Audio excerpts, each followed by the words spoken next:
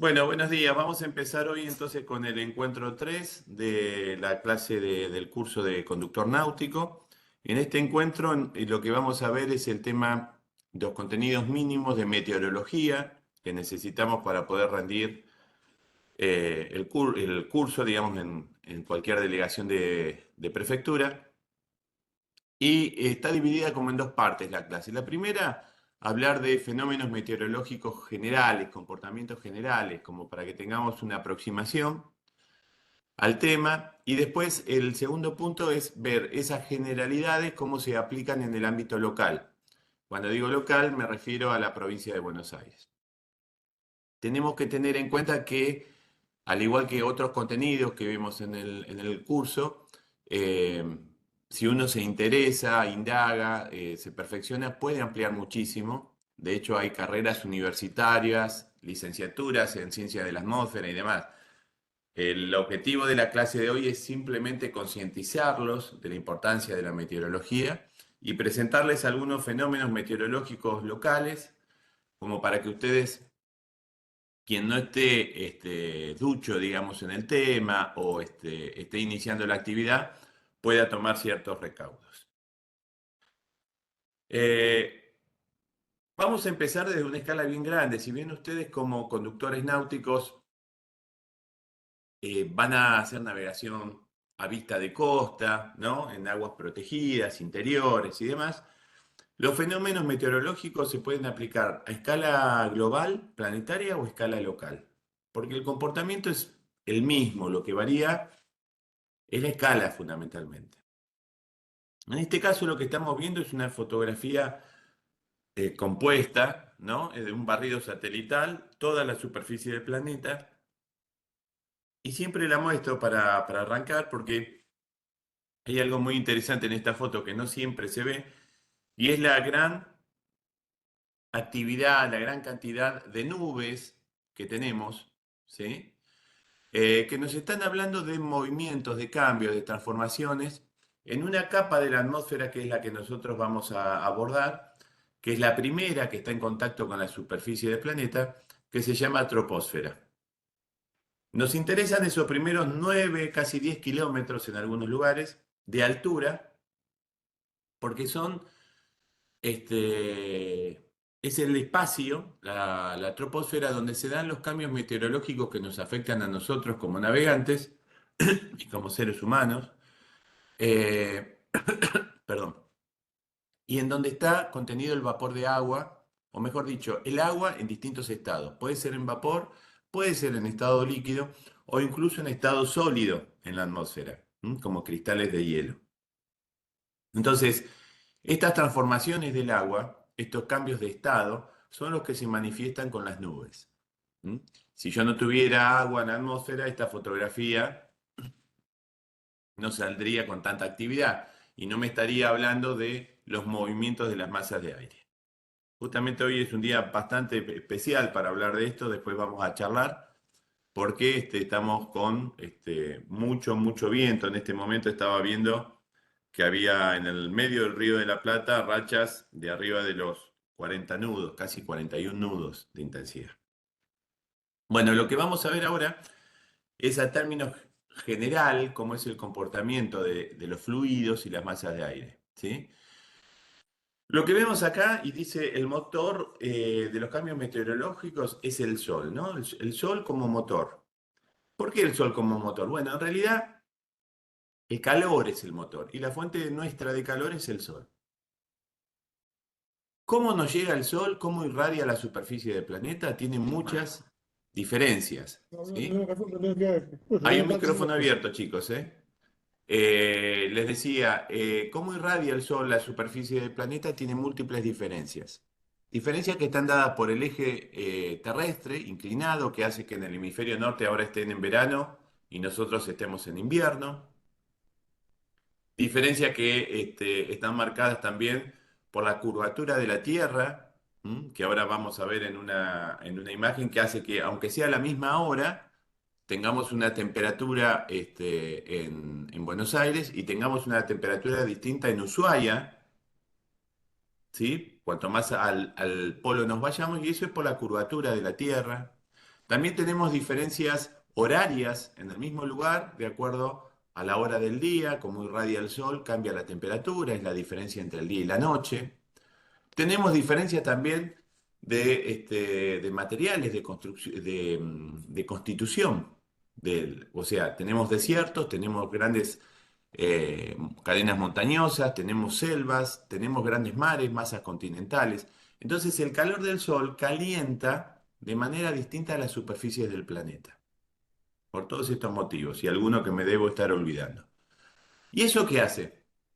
Hace que existan en esa capa, que acá está dibujada en forma exagerada, la troposfera, diferencias de temperatura. Y el aire, al igual que cualquier fluido como el agua, lo que busca es restablecer el equilibrio. La temperatura, ¿qué hace en un fluido? ¿Qué hace en el aire? La temperatura calienta el aire se expande, disminuye su densidad. Al disminuir su densidad se hace más liviano, más ligero, disminuye la presión y eso lo hace ascender al aire caliente. ¿Hasta cuándo va a ascender? Bueno, va a ascender mientras esté caliente. A medida que va ascendiendo se va enfriando, ¿sí? Y al enfriarse vuelve a bajar, que es un poco lo que muestra acá, ¿no? El Sol calienta el planeta calienta la masa de aire que está en contacto, el aire comienza a ascender, genera un vacío en la superficie que es ocupado por aire frío, que desde el entorno, digamos, llega al área que está caliente, comienza a ascender y a medida que va ascendiendo se va enfriando. Luego, cuando se enfría, vuelve a bajar y deja paso a nuevas masas de aire caliente que están ascendiendo. Ese ciclo se llama convección y es el mismo ciclo que ocurre en el agua, ¿sí? En distintas escalas, ocurre en las masas de aire y está ocurriendo ahora seguramente en las habitaciones donde están ustedes con la estufa prendida, en donde el aire caliente se va hacia arriba. Si ustedes se suben a una silla y levantan el brazo, está más caliente arriba que cerca del piso. Y es por el ciclo convectivo. El aire caliente asciende, el aire frío desciende. ¿Sí? Los globos aerostáticos, ¿cómo ascienden? Es una burbuja de aire encerrada en tela y con un calentador se calienta esa burbuja, se torna menos denso, se expande y eso hace que ascienda. ¿Sí? Bueno, este ciclo convectivo que yo describí se da en distintos niveles de la atmósfera y no niveles en altura, sino en distintas escalas. Se puede dar en una escala local, costera, en gran escala, planetaria, y es lo que ocasiona estos movimientos de masa de aire, es lo que ocasiona justamente el viento, que hoy tenemos tanto. Otro cambio, ya hablé recién que la masa de aire se calienta y asciende porque disminuye la presión, ¿sí? En la atmósfera, nosotros, si ascendemos, por ejemplo, a una montaña, vamos a ver que hay un descenso de temperatura con la altura y también hay un descenso de presión. Por suerte, nosotros estamos a nivel del mar o a nivel de las aguas y no nos va a interesar mucho la variación en altura. Vamos a estar siempre considerando el nivel del mar, el nivel cero o aproximadamente, ¿sí? Y para poder estar atentos a los cambios y ir viendo su evolución, quizás no anticiparnos tanto, porque yo puedo tener un termómetro y un barómetro y puedo ir viendo las tendencias. Eso me está hablando de lo que está ocurriendo ahora, en este momento en la atmósfera.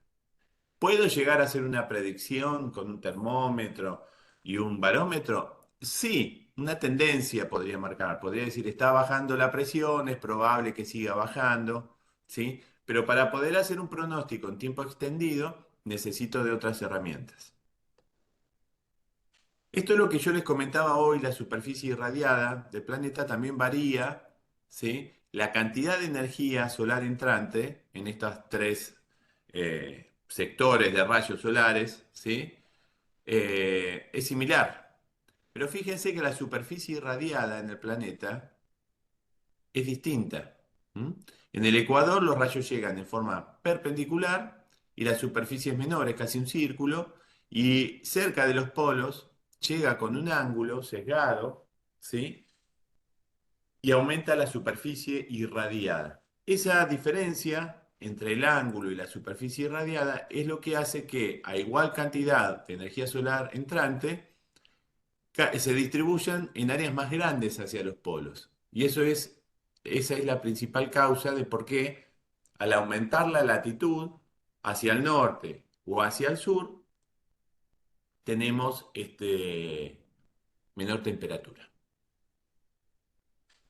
Estos ciclos convectivos que estamos viendo tiene que ver justamente, entre otras cosas, con estas variaciones de temperatura.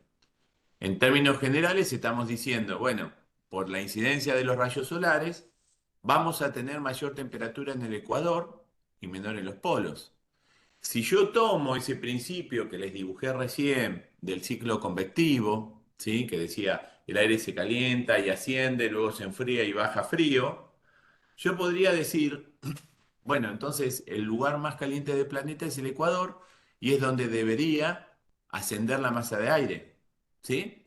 Si ustedes se fijan en esta otra fotografía satelital, aquí donde yo estoy moviendo el mouse ahora, hay toda una línea de nubes que atraviesa el planeta. ¿Sí? En este caso está por arriba del Ecuador, este es el país, la República de Ecuador, y la línea de nubes está aquí por el Pacífico, Centroamérica, el norte de Sudamérica, el Atlántico, África, ¿ven? El Índico. Atraviesa todo el planeta. Bueno, eso es como un ecuador térmico. Esa línea de nubes me está hablando que hay una zona ahí en donde justamente la temperatura es mayor, el aire caliente asciende. ¿Y qué pasa con el aire caliente al ascender? El aire caliente tiene vapor de agua en suspensión. Cuanto más caliente es el aire, mayor cantidad de vapor de agua en suspensión puede tener. ¿Sí? En términos absolutos, mayor cantidad de gramos de agua es capaz de sostener. Ese es un principio físico, digamos. El aire, a medida que va ascendiendo, se va enfriando y va perdiendo esa capacidad de tener en suspensión vapor de agua. Entonces, ¿qué va haciendo? Va aumentando, ¿sí? En términos absolutos y también porcentuales, lo que se llama la humedad relativa o humedad absoluta. Va aumentando la humedad relativa hasta el punto que se satura. ¿Qué quiere decir que el aire se satura? Quiere decir que alcanza el 100% de humedad. No puede soportar más, condensó, no puede soportar más un gramo de agua en suspensión. ¿Y qué pasa entonces? Bueno, condensa, se forman las nubes y esa es la razón por la cual aquí tengo toda esta línea de nubes, ¿sí? Y luego precipita. ¿Sí? Y cuando digo precipita, puede precipitar en distintos estados. Puede precipitar en estado líquido o sólido, si fuera granizo. ¿Sí? Eso va a depender de otros fenómenos, de la intensidad del fenómeno, otras características, pero en principio decimos que precipita. ¿Sí? Y se cumpliría así un ciclo convectivo de una de las celdas que componen la atmósfera. La atmósfera, este ciclo convectivo que yo les mostraba recién, no es una única celda, ¿sí? No es una única vuelta que da el aire del ecuador a los polos, sino que son tres en realidad. Y eso tiene que ver con múltiples factores que incluso tienen que ver con la rotación de la Tierra, las masas continentales, etcétera. Pero lo importante, lo que yo les quería mostrar, que clarito se ve acá, es esta línea de nubes, ¿sí? Que es donde el aire se calentó, ascendió, al ascender se enfría, condensa y forma las nubes, ¿sí? Ese fenómeno que yo recién les cuento de escala planetaria, ustedes dicen, bueno, pero yo voy a ser conductor náutico, ¿para qué me cuenta esto? Bueno, porque si no entienden, es lo mismo que ocurre en el río, o en un lago, o en una laguna, o en una superficie de agua grande. ¿Qué ocurre? Aparecen fenómenos de escala local, costeros, que se llaman brisas de mar, si estoy en la costa marina, o brisas de costa, Y son justamente brisas. ¿Qué es una brisa? Una brisa es un movimiento leve, moderado de la masa de aire, que yo lo puedo percibir cuando no hay una condición meteorológica que la opaque, mayor, que la tape, como ahora. Yo ahora este fenómeno, en un día como hoy, no lo percibo. Pero un día de calma, supongamos veo algún pronóstico meteorológico, digo, hoy va a estar calmado, listo, bárbaro, y resulta que cuando voy a la costa, ustedes dicen, ay, mira, se mueve una brisa. Le erraron los del servicio meteorológico. No, no es que le erraron. Ese fenómeno es un fenómeno local que se está dando solo en la costa y es producto de la temperatura diferente entre el agua y la costa. Vieron que ustedes cuando van de noche, por ejemplo, están de noche en la playa o después que atardeció, pisan la arena o las piedras de la costa y están frías, casi heladas a veces, ¿sí? Incluso en verano. Y van al otro día, al mediodía, y lo pisan descalzo y se queman. Bueno, tiene un rango de temperatura muy grande la arena, ¿sí? Se calienta y se enfría muy rápidamente. Y la temperatura del agua es prácticamente constante de día y de noche, no cambia tanto. Entonces, eso genera, como muestra acá en los gráficos, que al salir el sol se calienta la costa, al calentarse la costa, el aire que está en contacto con la costa se calienta también, al calentarse se expande, se torna más liviano, ¿sí? Disminuye la presión y eso hace que el aire ascienda y al tener una zona de baja presión acá, el aire frío, que está en contacto con el agua, con el mar, con el lago, empieza a moverse desde el agua hacia la costa. ¿Sí? Esto es brisa de mar, se llama, brisa de costa, o algunos navegantes le dicen virazón, virazón. Lo contrario se da a la noche. A la noche, rápidamente la costa se enfría.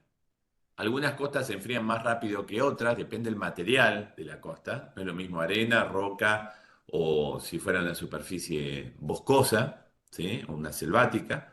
Pero supongamos que hay diferencia, ¿no? Entonces se enfría rápidamente la costa, el agua mantiene la temperatura. Entonces el aire que está en contacto con el agua está más caliente o levemente más caliente que el que está sobre la costa. Eso hace que comience a ascender, genera una zona de baja presión sobre el agua y entonces el aire empieza a soplar, a moverse en sentido contrario a la brisa. ¿M? Y esta brisa los navegantes la llaman terral, ¿sí? También es una brisa de costa, se llama. ¿M? Entonces, entre el día y la noche se pueden dar esos fenómenos locales que no es otra cosa que lo mismo que yo les mostraba en los gráficos anteriores. Es un ciclo convectivo, ¿eh? Un calentamiento diferencial de las masas de aire y eso genera el movimiento. No solo el movimiento, también va a generar la formación de nubes, ¿m? Como vemos en esa imagen, como vemos en esta. Este es un esquema de un corte del Río de la Plata. Yo tengo Argentina, RA, tengo Uruguay, República Oriental del Uruguay, Río de la Plata en el medio.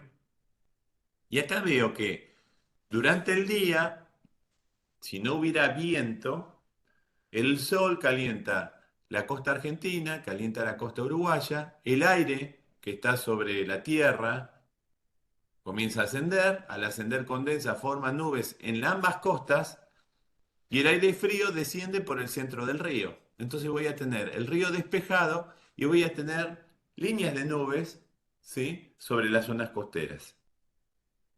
Lo mismo ocurre en los grandes lagos. Esta es una foto de un lago en la Patagonia, ¿m?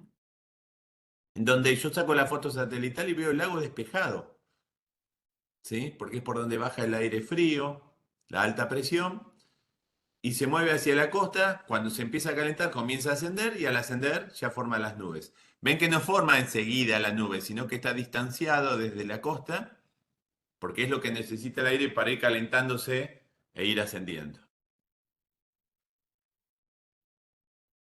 El ciclo contrario sería este, ¿sí? En donde la rotación del aire, ¿sí? Lo hace en sentido contrario, en este caso está soplando de la tierra hacia el agua, asciende por la noche en el centro del río y se forma la faja de nubes, la línea de nubes, en la zona central del río, estando más despejado en la costa. Si vemos una foto satelital, les decía, sería esto más o menos, ¿ven? Si ustedes se fijan acá donde tengo el mouse, hay toda una formación de nubes bastante lineal y la costa de Argentina y la costa uruguaya están más vale despejada. ¿M? Eso es porque se mueve la brisa, el aire frío de la tierra hacia el río y al tomar contacto con el agua comienza a ascender lentamente y al ascender se va enfriando nuevamente, condensa y se forma la línea de nubes en el centro del río. Nosotros como navegantes tenemos que darle mucha importancia al viento. Ahora vamos a charlar de eso. ¿Por qué? Porque estamos en un medio en donde los grandes cambios y la seguridad fundamentalmente depende del viento, porque es el que genera las olas y es lo que nos favorece o dificulta la navegación. A escala global tenemos que tener en cuenta y presente que sí, existe un fenómeno físico que lo habrán escuchado, no lo voy a explicar demasiado, simplemente voy a decir que es producto de la rotación terrestre, es un desvío que tiene las fuerzas en su trayectoria por la rotación terrestre y se llama efecto Coriolis. Ese efecto Coriolis es el que en grandes escalas hace, por ejemplo, girar a las masas de aire, a los remolinos, a los tornados, a los centros ciclónicos y anticiclónicos. Y tiene un sentido de giro en el hemisferio norte y el contrario en el hemisferio sur. Si vemos en esta imagen, acá vemos justamente, perdón, está dividida la imagen entre hemisferio norte y hemisferio sur. Y vemos H en inglés quiere decir alto, height, y L es bajo, low. ¿Mm?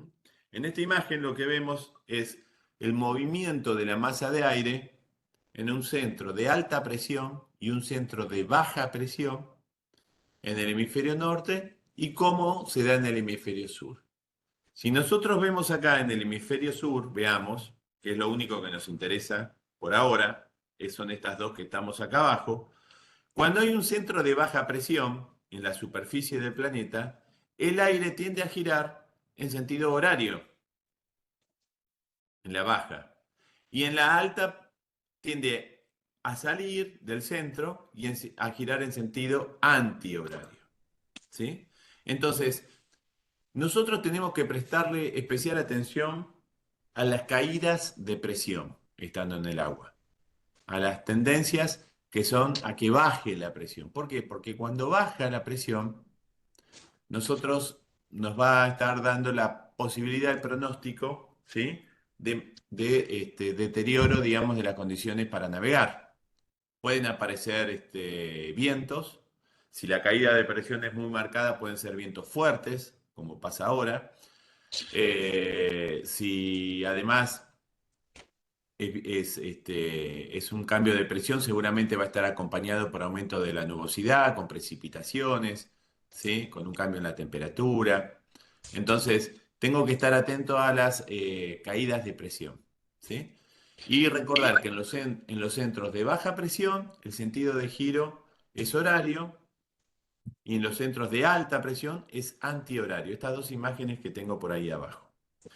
Eso va a hacer que si yo veo en algún programa, como les voy a mostrar ahora en un ratito, en el Windy, por ejemplo, que muestra los movimientos de los centros ciclónicos y anticiclónicos, los centros de altas y de bajas, yo puedo ubicar, siguiendo las líneas de presión, que se llaman isobaras, siguiendo las líneas de presión, ubicar los centros de alta presión y de baja, y decir, bueno, alrededor de esta baja presión, José me dijo que el aire gira en sentido, tiende a entrar y gira en sentido horario, fíjense, ¿ven?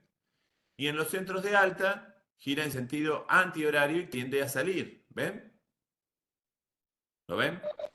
¿Y cómo toman contacto un centro de alta con un centro de baja? ¿Qué pasa acá en el medio? Bueno, en el medio esto funciona como engranajes, como ruedas de un engranaje, ¿sí? Tienen que coincidir en el sentido de giro. Fíjense, este centro de baja gira así, y en este punto donde yo tengo el mouse ahora, más o menos donde estaría este barco amarillo, coincide la dirección del centro de baja con la dirección del centro de alta. Epa, con la dirección del centro de alta. ¿Ven? Lo mismo ocurre en este punto. Acá tengo este barco amarillo que tiene el viento también por proa. Coincide el viento de este centro de baja, esta rueda del engranaje, con esta otra rueda del engranaje. ¿Sí? Bien. Estos centros de alta y baja presión, yo también los puedo consultar. ¿Mm? Les voy a mostrar, hay millones de programas, pero este es uno, por ejemplo, es el Windy. ¿Sí? Esto es lo que está pasando exactamente en este momento. ¿Sí? Y yo acá tengo la L, dijimos que es baja, dijimos que el viento gira, ¿sí? En sentido horario alrededor del centro de baja, y tenemos aquí en la zona central de Argentina, centro norte, digamos, un centro de alta que gira en el otro sentido, y fíjense, se suman la intensidad de este centro de alta con este centro de baja, y hace que ingrese el viento del sudoeste, o sea, del sector pampeano. ¿Mm? al, al, al Río de la Plata. ¿Está? Si yo en este programa pongo play y empieza a caminar, lo que voy a ir viendo es cómo va evolucionando. ¿Mm? Estos centros de alta, cómo se van moviendo, los centros de alta, los centros de baja, ¿sí? Y cómo las condiciones van cambiando conforme esos centros se mueven. Esto es lo que yo les comentaba, que justamente la atmósfera lo que hace es estar en constante cambio. Es estar buscando el equilibrio. Por eso es difícil de pronosticar. Por eso existen tantos modelos, tantas computadoras que lo hacen cada vez con mayor precisión, pero tienen un componente que todavía es bastante azaroso o difícil de pronosticar, ¿no? Son cuestiones dinámicas que están en movimiento buscando el equilibrio. Otra herramienta muy popular, por eso la muestro, pero quizás menos didáctica. Esto es muy didáctico porque yo veo los centros de alta y baja presión, me puedo acercar al lugar que quiero pronosticar, puedo hacer un clic en ese punto y decirle mostrarme ahí, y me muestra día a día, ¿sí? El viento base, la racha, la dirección del viento. Esto es fundamental, ¿eh? Si ustedes van a navegar. Pero no solo la intensidad, sino también la dirección, porque no es lo mismo tener el viento en contra que tener el viento a favor. Recuerden que las olas, cuando nosotros navegamos, son producto del viento, ¿sí? Entonces van a venir, lo que normalmente en navegación se llama mar de viento, las olas van a venir de donde está soplando, ¿m? Generalmente. Entonces, tengo que tener en cuenta esto. Y después hay otras herramientas que ustedes seguramente utilizan como WinGuru, que me muestra el pronóstico también con la misma precisión, diría yo, pero con una cuestión menos didáctica, porque yo acá veo solamente el pronóstico para un punto del planeta. En este caso yo puse La Plata o Ensenada y me da el pronóstico, pero no me da la explicación, la evolución gráfica con los centros de alta y baja presión, con el movimiento de las masas de aire, que me van a permitir que yo entienda lo que está ocurriendo. Además, tengo otras posibilidades como decirle, bueno, ustedes saben que la racha es la ráfaga, ¿no? Es el cambio en la intensidad del viento. Entonces, los programas me muestran el viento base, pero también me pueden marcar las rachas. ¿Mm? ¿Ven que cambió el color? Bueno, esta es la racha de viento. Fíjense hoy, para las 3 de la tarde, vamos a poner más o menos 3 de la tarde. Río de la Plata, miren qué lindo que está. En zona de Ensenada, 43 nudos. ¿Mm? Un nudo son casi 2 kilómetros por hora, ¿sí? Son 1852 metros. O sea, 43 nudos estaríamos hablando de 80 kilómetros por hora. De racha, no de viento base. El viento base puede ser 40 kilómetros, pero de golpe me entra una racha de 80. Y después vuelve a 40 y después me entra. ¿Se entiende? Ustedes tienen que tener en cuenta todo, tanto el viento base como la racha, ¿m? Porque realmente es muy, muy, muy importante por el tema seguridad. Vuelvo al ejemplo que tengo acá. ¿Se está viendo bien la pantalla? ¿Alguien que me dé el ok? Sí, Sí, José, sí, perfecto. Gracias. Bueno, entonces lo que veíamos acá, les decía, tengo los tres barcos que están navegando, los tres reciben el viento por proa. Dijimos que el viento es generado por estos centros de alta y de baja presión, por las diferencias de presión del aire, por el movimiento de las masas de aire que busca el equilibrio.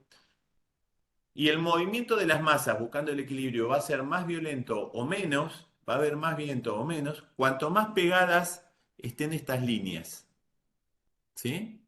Cuanto más pegaditas tengo las líneas, quiere decir que tengo una variación más grande de baja hacia la alta. Es como si fuera un dibujo de relieve. Tengo más pendiente. Se llama más gradiente bárico. O sea, va a caer la presión violentamente en una longitud de superficie menor. Entonces, en ese lugar voy a tener más viento. Fíjense que acá, por ejemplo, justo en este dibujo, está claramente, dice cuál es el lugar de más viento. Y bueno, la Patagonia. ¿Se entiende?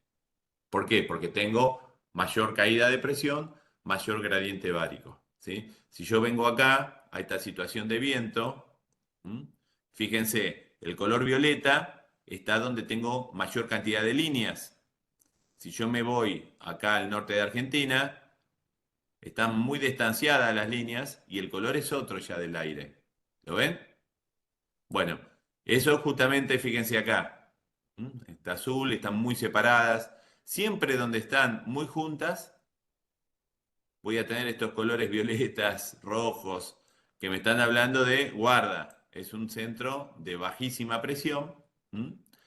Y, y vas a tener mucho viento. ¿M? Bien.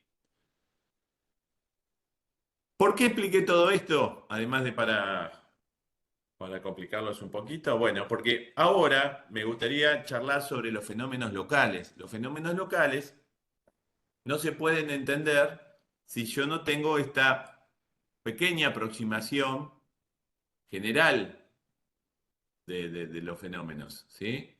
Si yo no tengo esta idea de lo que necesito para que se dé su destada en el Río de la Plata, ¿sí? Río de la Plata habrán escuchado muchas veces, incluso muchos motivos de emergencias, digamos, de urgencias, ¿no? El tema de la sudestada en toda la zona ribereña, pero es producto de esta combinación entre centros de alta presión y de baja presión. Para que se dé el, esta situación, ¿sí?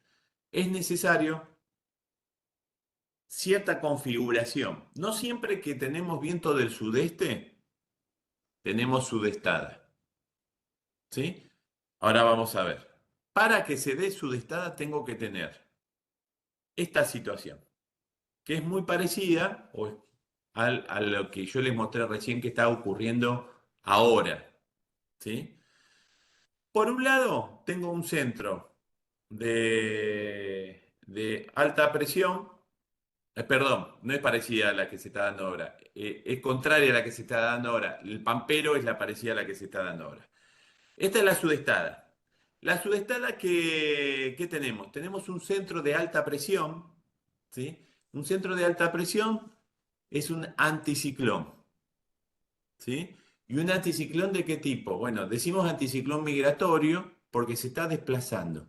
No es un anticiclón que está en forma semipermanente o permanente en un lugar, sino que se desplaza. Son las famosas, ¿vieron cuando dicen una ola de aire polar, una ola de aire frío? Bueno, es un anticiclón migratorio. Una gran masa de aire de la Antártida que se desprende y que comienza a avanzar intentando disminuir su latitud, intentando llegar al norte y después, bueno, va a perder su efecto. ¿Está? Pero este anticiclón migratorio se va moviendo y en su desplazamiento, que no lo hace exactamente hacia el norte por el meridiano, sino que lo hace hacia el noreste, ¿sí? Nace por donde yo tengo el mouse en la Antártida y hace esto en la masa de aire frío, ¿sí? Entonces, en su paso, en su movimiento, puede darse que al estar cerca de, frente a las costas patagónicas, en el centro o el norte, por su sentido de giro, que les dijimos, ¿se acuerdan que les dije que era antihorario? Al estar el anticiclón migratorio en este punto, ya está generando un viento que viene desde mar adentro, con componente sudeste en el Río de la Plata. Si yo tuviera solamente este centro, sería viento sudeste, quizás de mucha intensidad, pero todavía no sería una sudestada. Para que sea una sudestada típica tiene que estar este centro acá, anticiclónico, y tiene que originarse en el sur de Brasil, en Uruguay o en la Mesopotamia argentina, un centro ciclónico. El centro ciclónico gira en sentido horario y también va a generar un viento con componente sudeste en la boca del río de la Plata, en el estuario. Entonces se van a combinar tanto el efecto del centro anticiclónico como del centro ciclónico, y esta es una configuración típica de sudestada, ¿sí? En la desembocadura del estuario tenemos vientos del cuadrante sudeste, tren de ola de mar que viene desde mar adentro, ¿sí? El mar que avanza sobre la desembocadura, sobre el estuario, el río que no puede desaguar, y la llanura pampeana, que justamente es tan llana que cualquier variación de altura barre la costa. ¿M? Y genera todas esas modificaciones costeras, la alteración de la vida, afecta a los asentamientos ribereños, etcétera, todos los fenómenos que nosotros conocemos, ¿sí?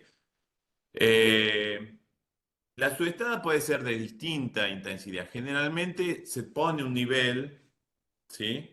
De alerta que ronda los 2,80 metros, pero no quiere decir que con 2,70 metros sobre el riachuelo, que es la cota del mareógrafo que se toma, yo no tenga ya una situación bastante grave de sudestada, ¿sí? Esos son límites que pone el hombre, ¿no? De acuerdo a sus recursos también y a las posibilidades de acción. Este fenómeno de sudestada, recuerden entonces, tengo que tener un centro, un anticiclón frente a la costa de la Patagonia y un centro ciclónico en el sur de Brasil, Uruguay o Mesopotamia Argentina. Esa es la configuración. Esa configuración se puede dar en cualquier momento del año. Quiere decir que a lo largo de todo el año yo puedo tener sudestadas. El mayor número de sudestadas lo voy a tener en la época fría, en invierno. ¿Por qué? Porque las masas de aire caliente, estos anticiclones migratorios, van a ser más frecuentes en junio y en julio.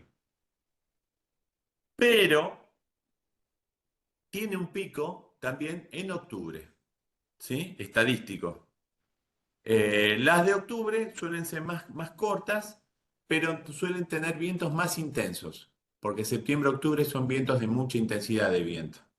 Son meses de mucha intensidad de viento, ¿sí? Y el mínimo de ocurrencia, digamos, de sucesos de sudestada es en la temporada cálida, ¿m? En verano, porque estas masas de aire frío, el anticiclón que yo necesito que esté frente a la Patagonia, generalmente pierde su energía, ¿sí? Porque el aire frío no puede avanzar tanto hacia el norte durante el verano, ¿sí? Estas sudestadas son muy importantes para nosotros por la intensidad del viento, por la ola que generan en el Río de la Plata y además porque el Río de la Plata es muy sensible a las variaciones de marea meteorológicas. Nosotros tenemos, esto no se estudia en el curso de conductor, sí en el de timonel, hay regímenes de mareas que están marcados por el Sol y por la Luna. Esos son mareas astronómicas. Bueno, en el Río de la Plata es un lugar donde el Río de la Plata donde es muy sensible a los cambios de marea por meteorología. Justamente lo que muestran estas fotos es la costa de Olivos, en donde vemos la modificación de este lugar, es exactamente el mismo, con viento del cuadrante noroeste y con viento del cuadrante sudeste. Ven que hay una gran bajante y luego una gran crecida. Eso también a nosotros nos modifica mucho la actividad, porque si tenemos una embarcación, podemos o no acceder o bajarla al agua. Otra situación sinóptica típica, ¿sí? Es la de Pampero, y es a la que yo me quería referir y recién me confundí. Y el Pampero, justamente, la situación sinóptica, que esta distribución de centros de alta y baja presión que necesito, el anticiclón, ahora, en lugar de estar, ¿se acuerdan que en la situación de sudestada estaba en la costa patagónica? ¿Sí? En este caso, como pasó ayer exactamente, y está pasando ahora, este centro de alta, que es un centro anticiclónico, entró por la Patagonia Norte, entró por la zona de Neuquén, ahora ya avanzó, pero ayer ingresó por acá, ¿sí? Por la Patagonia Norte. Entonces, el centro está ingresando por aquí, por donde yo muevo el mouse, ¿m? Avanza así, de esta forma, y el centro de baja presión, que es el centro ciclónico, en lugar de estar en el sur de Brasil, en Uruguay o en la Mesopotamia argentina, está frente a las costas del sur de la provincia de Buenos Aires. Vuelvo al gráfico y es más o ven lo que está pasando acá. El centro ciclónico está frente a la provincia de Buenos Aires. Entonces, ¿qué pasa? Se potencia este centro ciclónico con el anticiclónico que no alcanzó a salir en la foto, pero es esta línea de aire frío que está ingresando por Patagonia Norte, ¿sí? Así se representan los frentes fríos, y eso origina en el Río de la Plata y en la provincia de Buenos Aires vientos de componente sudoeste, ¿m? De mucha intensidad, ¿m? ¿Ven? Es más o menos lo que está ocurriendo ahora. Quizás sería un pampero más claro si el centro de baja estuviera un poquitito más donde tengo ahora el mouse y este centro estuviera un poquito más abajo. Pero tengo un viento muy marcado del sudoeste, la relación entre el centro de baja y el centro de alta, ¿m? Y el viento que está pasando por la provincia de Buenos Aires. Si yo pongo temperatura, acá estoy viendo, ¿sí? El aire frío, cómo está ingresando, y está desplazando el aire cálido que queda en este sector.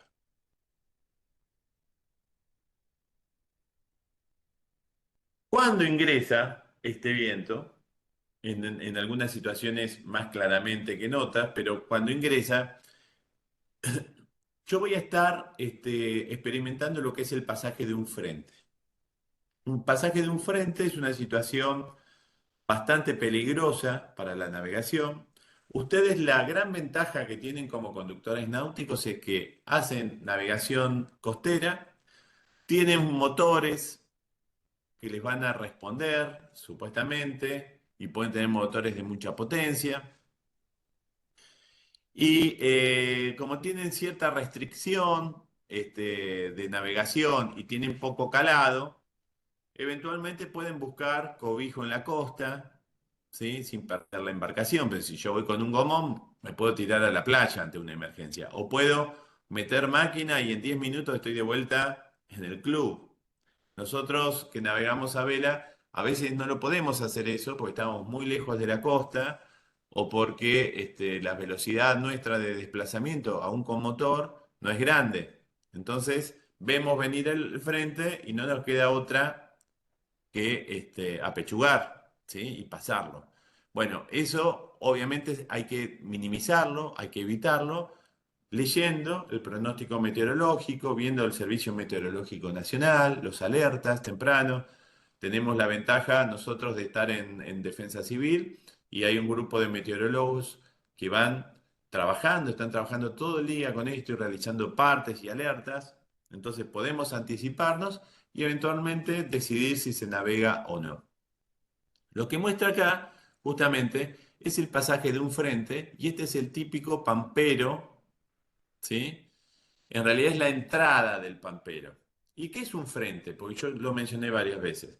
Un frente es cuando dos masas de aire de distintas características de temperatura, uno es cálido y el otro es frío, toman contacto entre sí.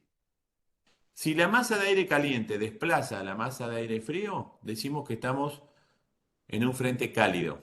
Si la masa de aire frío desplaza a la masa de aire caliente, es un frente frío. El que gana es el que le da el nombre, digamos. En este caso, lo que está ingresando, este barco está en un frente cálido, está en una burbuja de gran tamaño, ¿no? De aire caliente, y lo que está ingresando por aquí es una masa de aire frío a una velocidad considerable. La masa de aire frío cuando ingresa, ¿sí? Lo hace en forma de cuña, porque es más denso el aire frío, va por los niveles inferiores, va empujando, y el aire caliente se ve obligado a ascender, y al ascender, ¿qué pasaba? Al ascender en forma violenta, porque el frente lo obliga a ascender al aire caliente, más rápido de lo que debería suceder, el aire caliente asciende, al ascender en forma forzosa, ¿sí? Porque entra un aire frío de bastante menor temperatura y más denso, que ocupa los niveles inferiores, el aire caliente y húmedo asciende y al ascender forma, se va enfriando rápidamente, condensa, no llega a precipitar como debería a veces porque el ascenso es tan grande que mantiene a las gotitas todavía en suspensión, lo cual hace que esas gotitas de agua puedan superar el nivel de temperatura cero, ¿sí? Con lo cual pasarían a estar bajo cero y cristalizan ya en 0 grado. Y justamente estas nubes verticales tan llamativas, que son los cumulus nimbus, CB se escribe, que son las nubes más temidas por los aviadores y por muchos marinos, justamente son las que tienen actividad eléctrica, las que tienen granizo y las que tienen gran intensidad de vientos descendentes, ¿sí? Muy arrachado, con muchas ráfagas, ¿sí? Y además de fuertes precipitaciones. Una vez que pasa el frente, las condiciones meteorológicas tienden a mejorar rápidamente, pero durante el pasaje de frente es una situación bastante complicada, generalmente en el río o en el mar, por la situación de seguridad. Otra situación podría ser la entrada de aire cálido, que es esto que estamos viendo acá. En este caso, el aire cálido desplaza el frío. También se forma un ángulo tipo cuña, porque el aire frío más denso ocupa los niveles inferiores, ¿sí? Ocupa los niveles inferiores. Y las nubes, en este caso, no son del tipo vertical, sino que son de tipo estrato, como si fueran capas. Las precipitaciones son más sostenidas en el tiempo y en su nivel inferior puede darse la formación de nieblas o neblinas. Que por otro lado, les comento, la niebla o neblina no es otra cosa que una nube estratiforme que se forma en nivel del suelo. ¿Sí? Bien, les voy a comentar ahora qué se entiende por tormenta o por línea de inestabilidad. Bueno, dentro de lo que es la atmósfera están todos estos ciclos que yo les comento. Pero hay veces que más allá de estos ciclos surgen líneas de tormenta o líneas de inestabilidad que también tienen que ver fundamentalmente con la diferencia de temperatura, con el calentamiento o el enfriamiento en forma diferencial, ¿sí? Entonces, estas líneas de tormenta lo que hacen es generar una línea donde el aire se calienta, se ve forzado a ascender violentamente y forma líneas de inestabilidad. Estas nubes que vemos acá son cumulus nimbus. ¿Mm? Si yo me quedo viendo las nubes, ¿sí? Me quedo viendo la nube, voy a ver que esta nube es una nube muy dinámica, ¿sí? ¿A qué me refiero dinámica? Cambia de forma, tiene una apariencia que algunos la describen como un coliflor, ¿sí?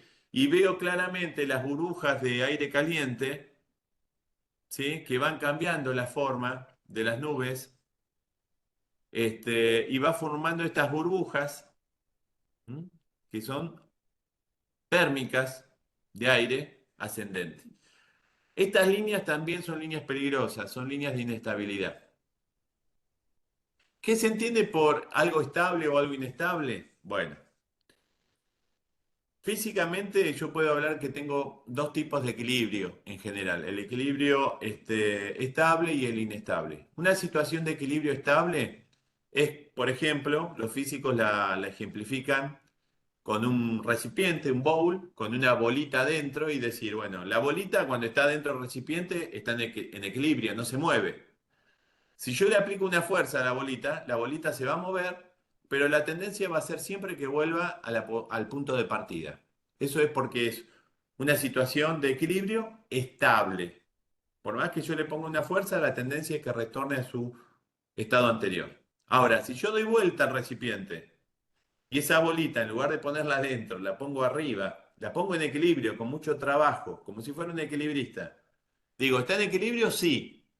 Pero no es una situación de equilibrio estable, es inestable. ¿Por qué? Porque cualquier alteración desencadena toda una serie de sucesos, en este caso la bolita caería y no vuelve sola, no vuelve más.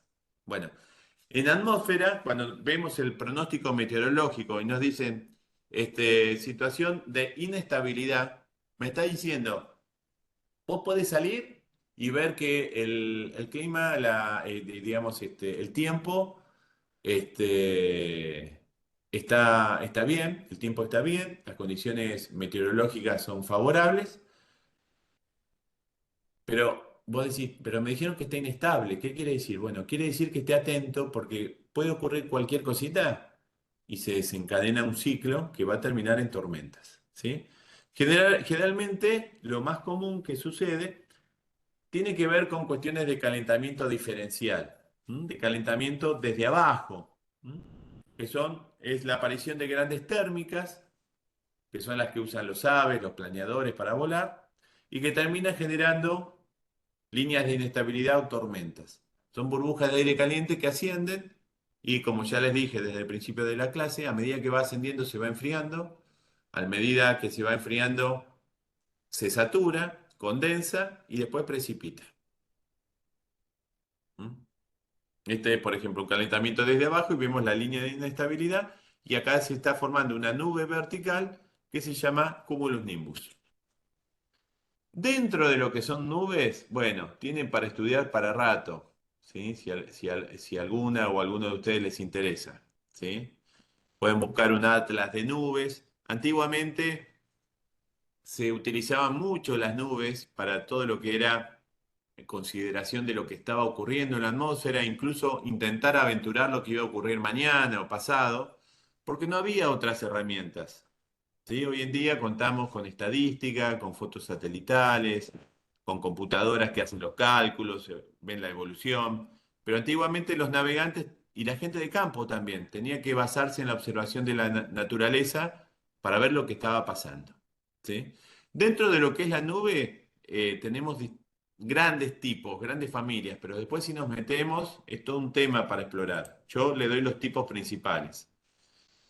Uno de los tipos principales que tenemos que tener en cuenta son las nubes de formación vertical, que se representan con la letra C y la B larga. Los aviadores por eso le dicen Charlie Bravo a la nube. La C es Charlie y la B larga es Bravo, Charlie Bravo. Son los cumulus nimbus. Son nubes que partiendo desde niveles aproximados a los 2 kilómetros pueden llegar hasta los 9 kilómetros, casi 10. Terminan en forma de yunque, tienen gran actividad eléctrica, granizo y vientos descendentes muy arrachados, muy importantes. ¿Sí? Luego tenemos también todas las nubes con tendencia a la verticalidad, ¿m? Que son las de las líneas de inestabilidad. Tenemos las nubes estratiformes. Un estrato es una capa, un manto. Las nubes estratiformes son aquellas que nosotros vemos el cielo y no vemos todo tapado como por un manto, como por un velo, y no vemos el límite de la nube. No tiene bordes, no tiene luces y sombras. ¿Sí? Es todo gris. Bueno, eso es un estrato. De hecho, la nube estratiforme más baja es la que da como efecto la niebla o la neblina. ¿Sí? Y después tenemos los cúmulus, que son esas nubes, aguárdenme un segundito. Tenemos los cúmulus, que son esas nubes redondeadas, con bordes, con luces y sombras, ¿sí? Que me permiten justamente describirlas como forma. Aguárdame un segundito que estoy dejando entrar asistentes. Ahí está. ¿Está? Entonces tenemos nubes estratiformes, nubes cumuliformes, nubes verticales y unas nubes distintas a las anteriores, que son estas 8 que dice acá, que son los cirros, que son cristales de hielo en suspensión. No es vapor de agua, son cristales de hielo, producto de un ascenso muy violento, ¿sí? Cristalizó y quedaron estas especies de rizos, de cabellos, muy brillantes, que están a muy alto nivel. Fíjense, casi los 10 kilómetros son las nubes más altas de todas y son cristales de hielo en suspensión. Hoy les comentaba yo, dentro de lo que era el proceso, cuando entraba un frente, una de las nubes más temidas son justamente estas, los Charlie Bravo, los cumulus nimbus. El aire caliente se ve forzado a ascender. Al ascender, como se ve en el primer dibujo, este es el estado inicial y luego del desarrollo y la madurez del cumulus nimbus, se producen corrientes ascendentes por la diferencia de presión, el aire tiende a ascender rápidamente, condensa, estas gotitas que se forman acá superan esta línea que está acá con línea trazada, que es la de 0 grado de temperatura, y empiezan a aparecer cristales de hielo. Entonces voy a tener un lugar en la nube que voy a tener cristales de hielo, voy a tener gotitas de agua y no va a precipitar. ¿Por qué? Porque la corriente ascendente es tan grande que los mantiene en suspensión. ¿Hasta cuándo? Hasta que no dé más. Llega un punto que las corrientes ascendentes ya no pueden sostener el empuje de los cristales de hielo, de las gotitas, e incluso comienzan a ingresar en la nube aire, ¿sí? Desde su exterior, aire más frío, y eso genera corrientes descendentes, que generan justamente la precipitación muy fuerte, tanto del agua, ¿sí? Como de esos cristales de hielo que se pueden asociar y formar distintos tipos de granizo, ¿sí? Este es el cumulus nimbus, que es la nube vertical por excelencia. ¿Qué apariencia tiene el cumulus nimbus? Bueno, pero así lo voy a ver si yo estoy muy lejos. Si estoy abajo, lo voy a ver de esta manera. ¿Sí? Estas son unas nubes que anticipan el cumulus nimbus, se llaman mamatus, porque tienen la apariencia vista de abajo como mamas que penden, ¿no? Desde que la nube cae hacia nuestra cabeza, ¿sí? Y agárrense acá si tienen esto arriba, porque van a tener, además de probablemente granizo y agua, van a tener muchísimo viento, van a tener rachas, ráfagas de viento descendentes muy fuertes. ¿Mm? Este es el desarrollo, acá vemos justamente la masa de aire frío que entra, la masa de aire caliente que se es forzada a ascender, ¿ven? Y asciende hasta la tropopausa, aproximadamente 9 kilómetros de altura, ¿sí? Ahí es por eso es que no puede ascender más y se aplana. ¿Mm? Y justamente de la tropopausa para arriba es donde los grandes aviones buscan volar para dejar las tormentas por debajo. ¿Mm? ¿Sí? Eso va a originar lo que se llaman descendentes, corrientes descendentes, que son las rachas, ¿m? Son los vientos muy peligrosos en la parte inferior, ¿sí? Por la parte delantera del pasaje del frente se van a dar nubes rotores con forma de cigarro o rol, que normalmente los nautas, los navegantes, le decimos a eso pampero, pero en realidad eso es el pampero náutico sería, es el pasaje del frente. Pampero es el viento que después desde el sudeste se afirma y sopla más seco y con menor temperatura. ¿Mm? Estos son distintos tipos, manifestaciones a distinta escala, pero de un proceso similar, ¿eh? Que es la entrada de una masa de aire frío, desplazando a una de aire caliente en distintas escalas, ¿no?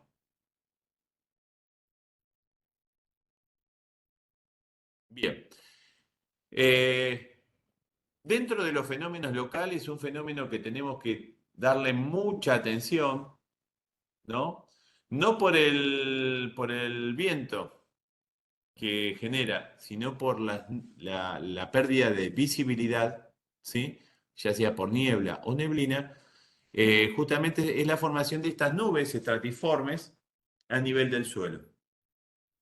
Estas nubes estratiformes forman niebla o neblina. ¿Cuál es la diferencia entre niebla y neblina? La visibilidad, nada más. Es lo mismo, el fenómeno es el mismo y es muy común en el Río de la Plata, sobre todo en invierno, ¿sí?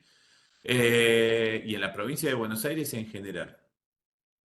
Esta niebla puede ser formada por distintas, digamos, de distinta razón, digamos, distintos motivos, pero físicamente responde a lo mismo, es por la saturación y la condensación a nivel de la superficie del vapor de agua que está contenido en el aire. Si yo tengo visibilidad, ¿sí? Reducida, pero puedo ver a más de 1000 metros, decimos que tengo neblina. O sea, tengo reducción de visibilidad, que normalmente está casi en 10 kilómetros, pero puedo ver a más de 1000 metros, es neblina. Si mi visibilidad es menor de los 1000 metros, estoy en una niebla. ¿Sí? Y para que el aire se sature, ¿sí? La masa de aire tiene que alcanzar una temperatura que se llama punto de rocío. ¿Sí? Existen distintos tipos de combinaciones de la niebla con otras sustancias en el aire que le pueden dar distinto tinte, distinto color. Por ejemplo, esos atardeceres rojizos, bueno, tiene que ver quizás con niebla o neblina que se combina a veces con partículas de polvo en suspensión en la atmósfera por el viento que sopla, ¿sí? También se puede combinar con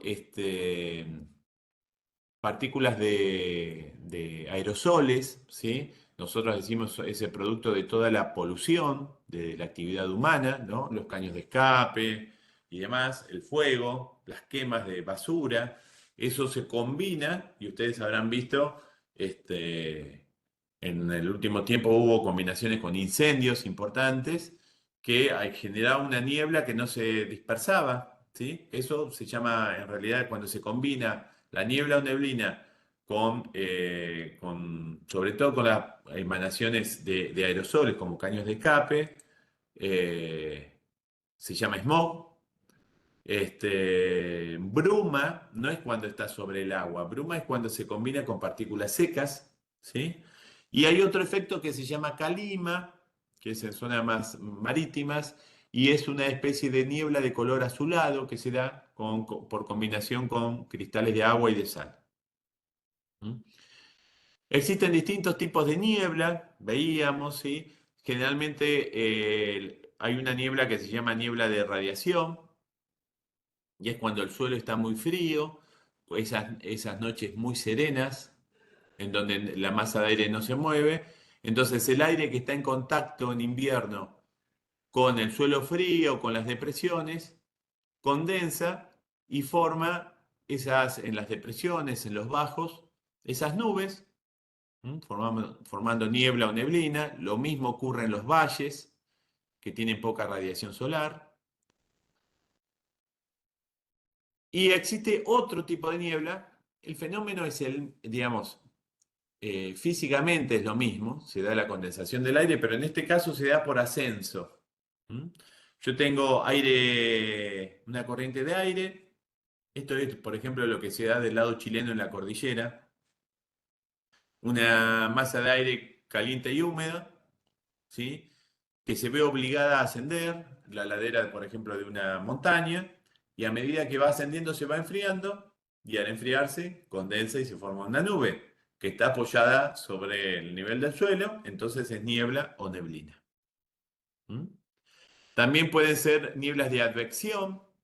Niebla de advección se llama, esto es bastante común en invierno, cuando el continente está frío y desde el río o desde el mar entra una corriente de aire cálido y húmedo, y al encontrarse con el continente, con la costa fría, esta masa de aire que ingresa, de advección, se enfría, condensa y forma la niebla sobre el suelo frío.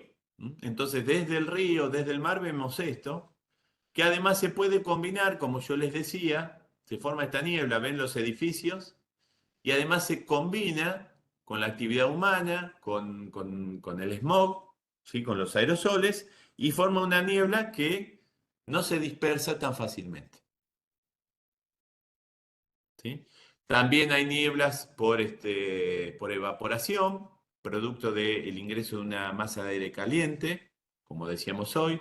El aire está ingresando en este sentido, el aire caliente está desplazando el aire frío, precipita, o sea, llueve, y el aire frío, al evaporar el agua de lluvia, tiende a rápidamente, como está frío el aire, a saturarse, condensa y se forman nieblas por la entrada de una masa de aire caliente.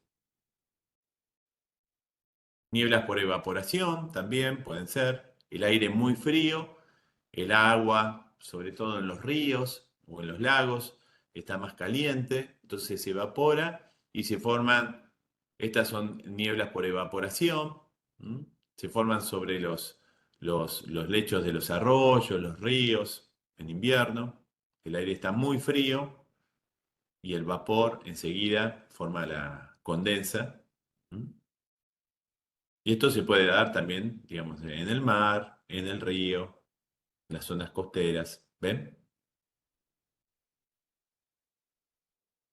Existe obviamente un fenómeno también que se los cuento, pero está fuera de caso, que se da en latitudes extremas, muy altas, en el Atlántico Sur, cerca de la Antártida, que justamente es pasa el aire tan helado que viene de la Antártida que uno ve la evaporación, que rápidamente condensa la evaporación del mar y forma este fenómeno con viento. Yo tengo niebla y neblina con viento, que es algo no común en el Río de la Plata.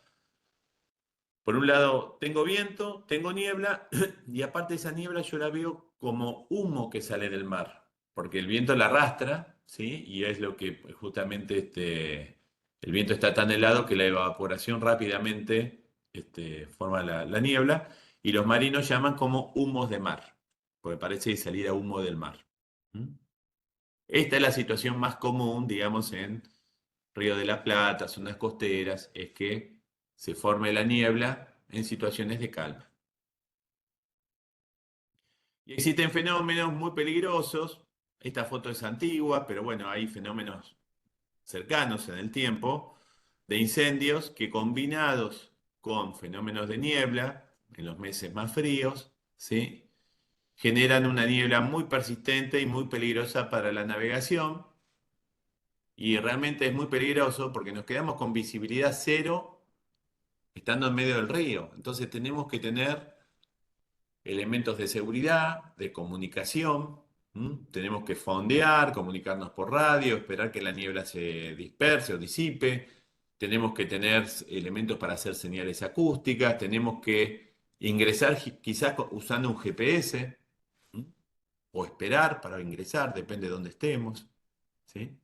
Pero es muy importante tenerlo en cuenta para lo que es la navegación con seguridad, ¿no? Así que bueno, espero no haberlas y no haberlos mareado. Sé que es mucho para una clase, pero bueno, quedo atento a ver si tienen alguna consulta, algún comentario, algo que quieran decir.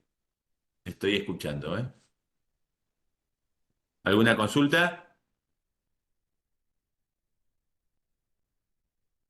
Bueno, para los que conectaron más tarde, les reitero lo que habíamos dicho hoy. Estamos planificando, ustedes saben que la capacitación consta de dos partes, la parte teórica y la parte práctica. La teoría, estamos en la clase 3 hoy, son 4 clases, y la clase práctica es un único encuentro que no se hace todos los meses, se programan algunos encuentros en el año, y el próximo encuentro es el domingo 6 en la localidad de Berisso, ¿sí? La condición para poder participar de la actividad práctica es que tengan completo este curso. Dada la proximidad de fechas, es que por esta vez les permitimos anotarse, les va a llegar información para que se puedan anotar teniendo completado el formulario 3. Aunque no hayan completado todavía el curso, se van a poder anotar en el siguiente nivel, que es la actividad práctica. En Berizo vamos a hacer un repaso de todos los conceptos vistos en la teoría, los vamos a ver en la práctica. Vamos a ir al agua, ¿sí? Con una embarcación, vamos a practicar las principales maniobras de hombre al agua, y para que muchos de ustedes y muchas tengan un primer contacto incluso con embarcaciones con motor fuera de borda. Y vamos a repasar todo lo que son elementos de seguridad y demás, ¿sí? Entonces, estén atentas y atentos porque les va a llegar información, seguramente en el transcurso de la semana, para anotarse. Entonces, completen lo antes posible el formulario 3. Por favor, tienen que tener completo formulario 1, 2 y 3, y se anotan en la práctica, ¿sí? Anótense con tiempo, así la podemos organizar bien, vemos cuántos inscriptos tenemos, y, y nos encontramos en la semana próxima para realizar ya el último encuentro, que es el encuentro 4, ¿sí? ¿Alguna consulta?